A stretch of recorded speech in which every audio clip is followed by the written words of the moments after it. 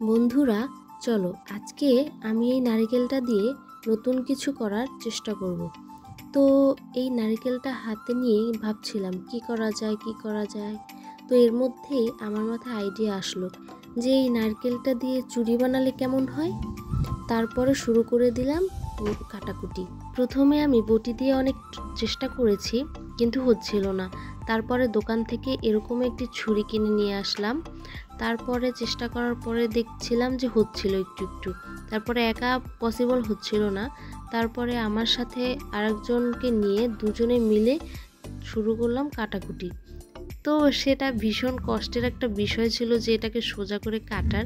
তারপরেও কোনো রকমের হলো, এরকমটা হয়েছিল, দেখে নাও তোমরা। নারিকেলের এই চুড়ির শেপ আনতে আমার অনেক বিপাকে পড়তে হয়েছিল। দু এক পিস ভেঙেও গিয়েছিল, কিছু করার নেই। তারপরেও যা থেকেছে অনেক ভালোই থেকেছে। এরপরে আমি নিয়েছি এরকম একটি সিরিঞ্জ পেপার, যেটা তোমরা হার্ডওয়্যারের দোকানে পেয়ে যাবে। এই সিরিঞ্জ পেপার দিয়ে এরকম ঘষে ঘষে এটাকে মিহি করে নিতে হবে, যাতে সাইডের যে টুকরোগুলো, উপরের যে আবরণ, ওটা উঠে মসৃণ হয়ে যায়, যার ফলে আমার কাজ করতে সুবিধা হবে। কারণ আমি এটি অ্যাক্রিলিক কালার দিয়ে পেন্ট করব। তো এর আগে আমি কিছু আয়না নিয়ে নিয়েছি, যেটা এই চুড়িটাতে বসাবো ভেবেছি। ডলার লাগালে এই চুড়িগুলোর অনেকটাই সুন্দর দেখায় এবং একটা আভিজাত্য আভিজাত্য ভাব আসে। তার জন্য আমি এর মধ্যে ডলারগুলো ফেভিকল আঠা দিয়ে লাগিয়ে নিচ্ছি। ডলারগুলো যেহেতু কাচের, তার জন্য এর পাশে আমি সুপার ক্লে দিয়ে কোট করে নিয়েছিলাম সাইডে। তো ওই ভিডিওটা আমার শ্যুট করতে মনে ছিল না, তো এর জন্য আমি দিতে পারিনি।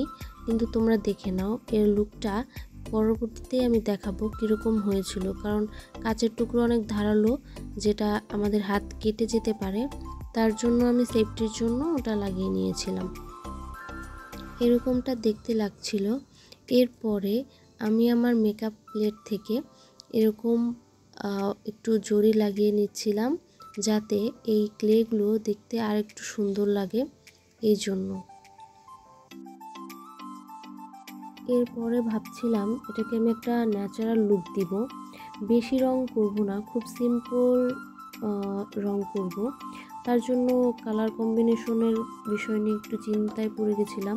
তারপরে ভাবলাম এতে প্রথমে আমি সবুজ কালারের একটা রং দিয়ে একটু ডিজাইন করে নিই। কারণ নারকেলের এই খোসার উপরে সবুজ রংটা খুব সুন্দরভাবে যাচ্ছিল, আমার কাছে বেশ ভালোই লেগেছিল। তার জন্য আমি এটা করে নিলাম। তোমাদের কাছে কেমন লেগেছে অবশ্যই কিন্তু জানাবে আমাকে।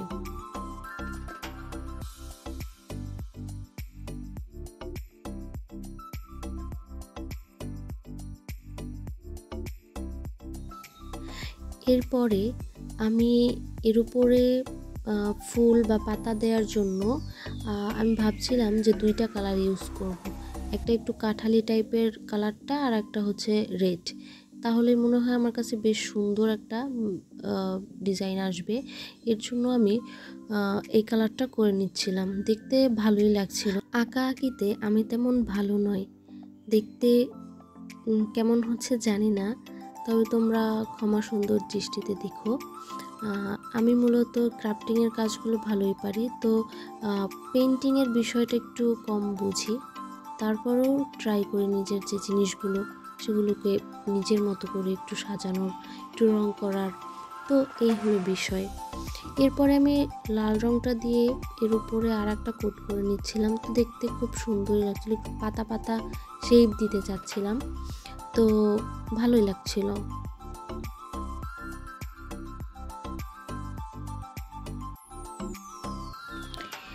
একটা চুড়ি প্রায় হয়ে গিয়েছিল। এরপরে ভাবলাম একটু নিজের ট্রায়াল দিয়ে দেখি কীরকম হয়েছে। দেখলাম না, বেশ ভালোই হয়েছে। দেখে নিজেই বললাম, না কলি, তুমি বেশ ভালো পেরেছো। যাই হোক, এরপরে পরবর্তী চুড়িটা নিয়ে ভাবলাম যে কীরকম করা যায়। এরপরে ভাবলাম কালার কম্বিনেশন একরকমই থাকুক, কিন্তু ডিজাইনটা একটু চেঞ্জ করি। যেহেতু ওটা ডলার বসিয়েছি, এটা ডলার বসালাম না। এটা একটু নীল রং দিয়ে সাইড থেকে একটু হালকা ডেকোরেট করে নিচ্ছিলাম, তারপরে সেম কালারটাই রাখতে যাচ্ছিলাম, কারণ এতে দেখতে ভালোই লাগবে। তো আমি একটি পদ্ম ফুল আঁকার ট্রাই করছিলাম। তো জানি না কতটুকু বোঝা যাচ্ছে, কারণ কালারটা এই নারকেলের কালারের সাথে একরকমই ম্যাচ হয়ে যাচ্ছিল। তারপরেও চেষ্টা করেছি যতটুকু ফুটিয়ে তোলা যায়। এর সাথে রেড কালারের কম্বিনেশনটা মনে হয় ভালোই যাচ্ছিল, তো ওটা দিয়ে নিলাম উপর থেকে।